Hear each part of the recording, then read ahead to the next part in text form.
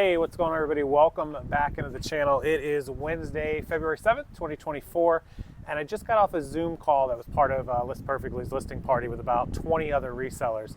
And I want to tell you guys that a question that came up was, is it worth selling in 2024 with all the new fees and shipping increases and laws and the Vero stuff and the Shop Safe Act and all this stuff that we're talking about in videos and lawsuits and congressional changes and the changes at eBay and the listing and shipping and cost of goods and thrift store prices. Is it worth selling in 2024? First, I want you guys to pause the video right now, go down to the comment section and tell me, do you think it's worth reselling and being a reseller in 2024, whatever platform you sell on, and why you think that? Why or why not? Why do you think it is? Why don't you think it is? Leave in the comments, pause this video, and then come back for my explanation, which I'm going to give you right now.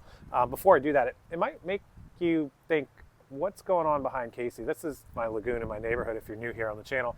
It's actually drained. They are scraping and chipping and painting and pressure washing, and it's too cold to be in the lagoon in February anyway, so they'll refill it by March. They'll get all this work done by March, by the end of the month, and then they'll reopen it for spring and spring break and everything. But with that said, let's talk about, is reselling viable in 2024?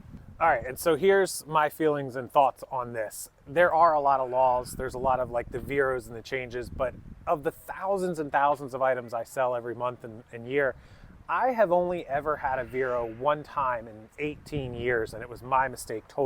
Completely take responsibility for that about 8 to 10 years ago. I have a list. I'm educated. I've watched videos and learned, and I get email from people, and that's why I make the videos for you guys to know what brands not to touch. And as long as you avoid the brands that I tell you not to touch, which I will put a link down in the description box, as long as you avoid those, generally speaking, you should be okay. There's always exceptions. I can't protect you from everything, but there are ways around those and ways out of them as well. I've done a video recently of how somebody got themselves removed from a lawsuit. So I 99% would not be scared of Vero. I think you're safe. The Shop Safe Act, which I just did a video on coming out with the 3-strike rule, is not a law yet. It's not probably going to be a law. It's not passed. It's probably not going to pass as it stands, and I wouldn't worry about that. Shipping prices have gone up every year for, the last 10 years, sometimes twice a year. They're always going to go up. You have to adapt. You have to, change with the times, charge more for shipping, charge more for your items, cut your cost on expenses for packing materials, bubble wrap, envelopes, all that sort of stuff. So there's lots of ways to adapt to the changes in expenses. It's inflation. It's the cost of goods. It's the cost of everything going up. This goes with thrift stores. Find a new place to source. There's always material. My average cost of goods generally on a lot of my merchandise is 50 cents or less. I'm not buying, items that were $3 and $4 that are now $10. Like they doubled in price, tripled in price. I'm still buying items dirt cheap, and there's ways to do it. You just have to be creative, and you have to work outside your box and network.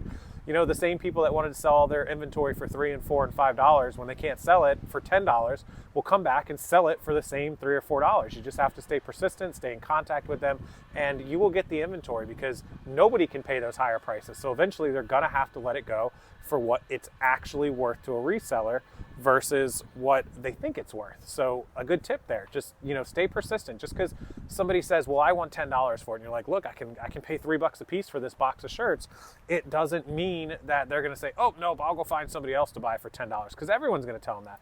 You just got to stand firm and say, all right, well, when you can't sell it, come back to me, hit me up, let's make a deal. And they'll come back to you. Trust me, they always do. So the overall moral of the story is that even with things increasing in prices and even with laws and all this different stuff, if you adapt and you navigate the landscape and pay cheaper for inventory and stay persistent and cut your cost on expenses and materials and work smart, work smarter, don't work harder, and really, put the work in, you can be successful as a reseller. Reselling is freedom, it's time, it's money, it's opportunity to grow, unlimited amount of sales that you can do, whether it's wholesale or individual. You can go from 3,000 this month to 10,000 in a couple months to 20,000, and there's no limit. You're not getting a paycheck, right?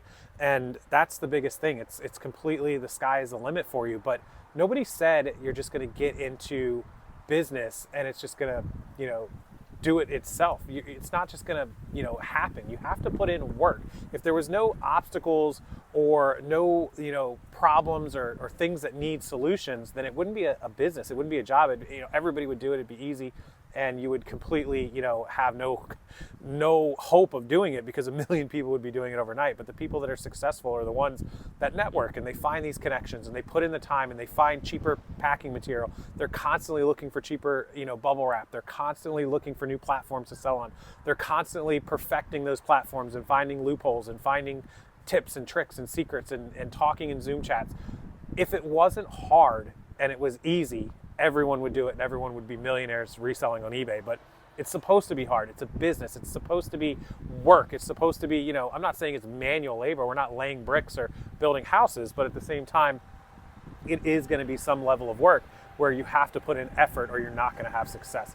And that's why you find the people that are successful, the Rally Rootses and the Chazes from Side Hustle, and I would like to think myself at least a little bit, put in the effort. We work. We're constantly learning. We're constantly educating ourselves, and we're constantly finding new ways to do things. And in fact, I'm working on a project right now I haven't told anybody about.